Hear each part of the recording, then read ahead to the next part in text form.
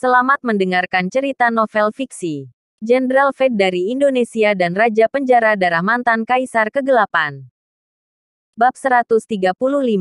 Bagaimana mereka bisa masuk? Waktu berjalan dengan cepat dan hari kedua akhirnya tiba. Stadion Kota Jakarta baru saja direnovasi. Poster-poster berukuran raksasa Sang Diva Asia, Tamara Wiraatmaja, terpajang di depan pintu masuk. Ada beberapa buah huruf dengan lampu neon yang dipajang di atasnya itu adalah milik para penggemar. Di samping huruf-huruf neon itu, dipajang sebuah poster lukisan tangan seorang pria maskulin yang disorot dari belakang.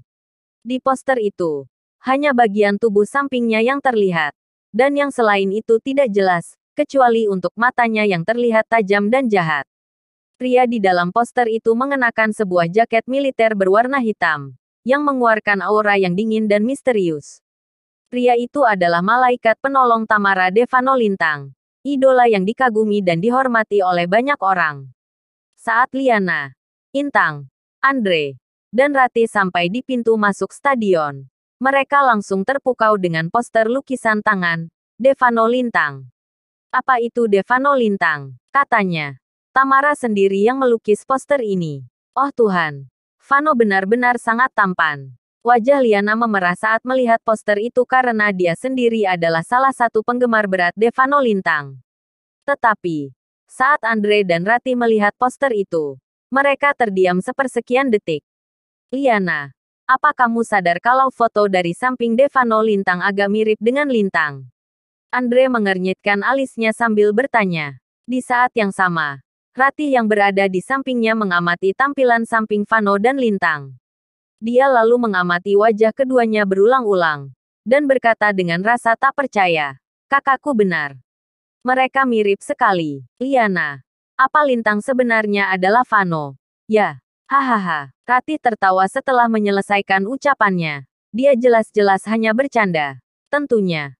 Dia tidak akan berpikir orang yang berpengaruh dan diidolakan banyak orang seperti Devano Lintang ternyata adalah Lintang yang hanya seorang menantu yang tinggal di rumah keluarga istrinya.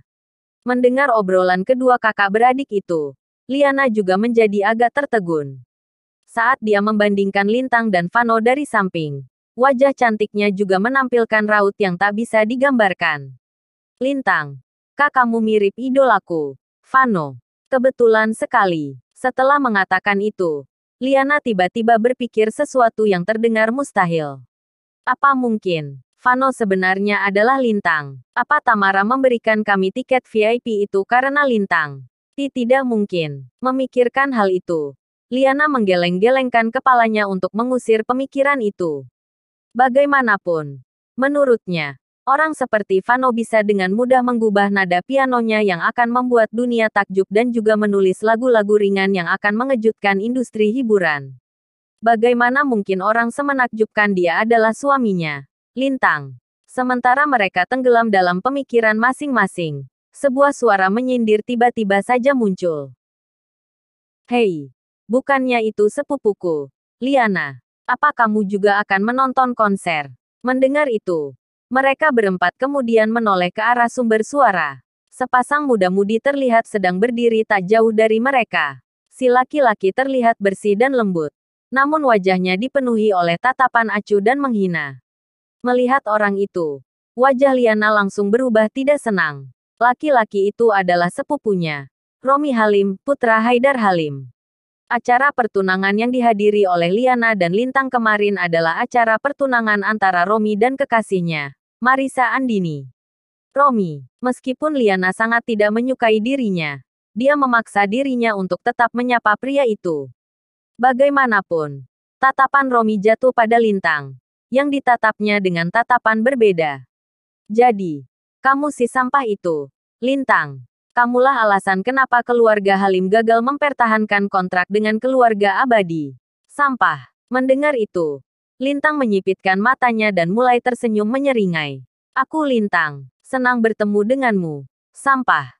Apa? Wajah Romi dan kekasihnya langsung berubah drastis begitu mendengar ucapan pria itu. Lintang jelas-jelas mengembalikan kata, sampah, itu kepada dirinya. Aku tidak menyangka dirimu selucu ini. Kamu hanya pria tidak berguna yang hanya bisa bergantung pada istrimu sendiri. Romi mengejek mereka sambil melihat pakaian Lintang dan Liana. Dia lalu berkata dengan nada mengejek.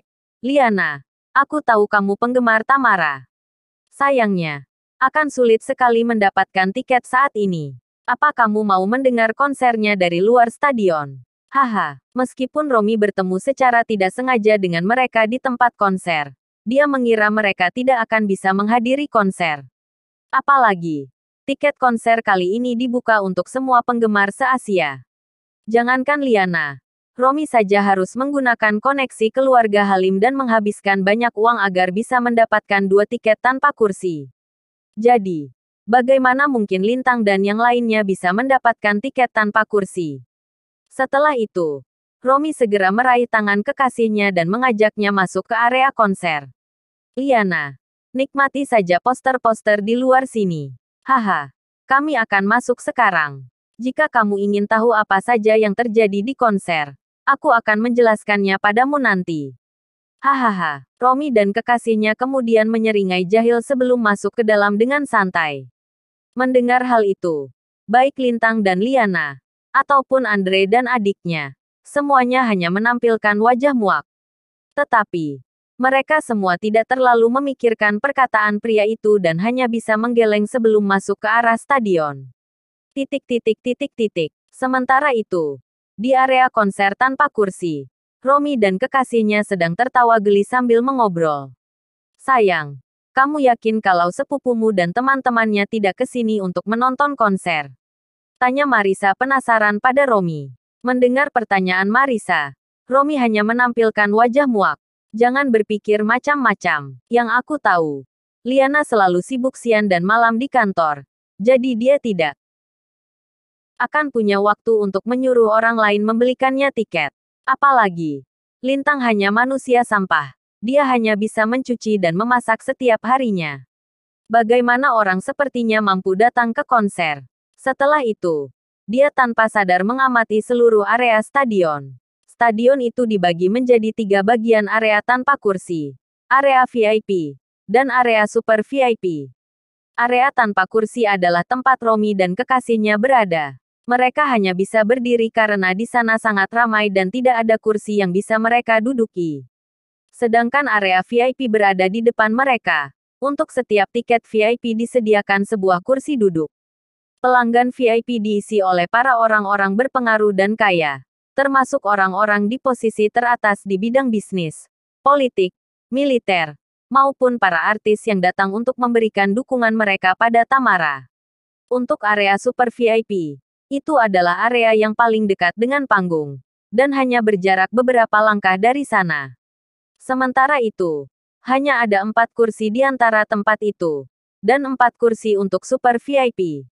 Setiap kursi yang disediakan merupakan kursi pijat seliner space yang memiliki harga sekitar puluhan juta rupiah. Romi terus mengamati kursi yang disediakan di area super VIP dengan rasa kagum bercampur iri. Aku sedang membayangkan orang kaya macam apa yang bisa duduk di area kursi super VIP. Yang aku tahu, para petinggi di industri hiburan bahkan hanya bisa duduk di area VIP biasa. Romi dengan jelas bisa merasakan perbedaan status di antara mereka. Bagaimanapun, dia sudah dianggap sebagai salah satu anak terkaya di kota Jakarta. Tapi dia ternyata hanya bisa mendapatkan 2 tiket tanpa kursi setelah berusaha sekuat tenaga. Tetapi, 4 orang ini bisa duduk di area super VIP. Perbedaan status mereka sangat sulit dibayangkan. Aku khawatir hanya artis-artis top dunia atau pemimpin paling berpengaruh di Indonesia saja yang bisa menduduki kursi super VIP itu. Romi terus memikirkan hal itu sambil terus melihat-melihat.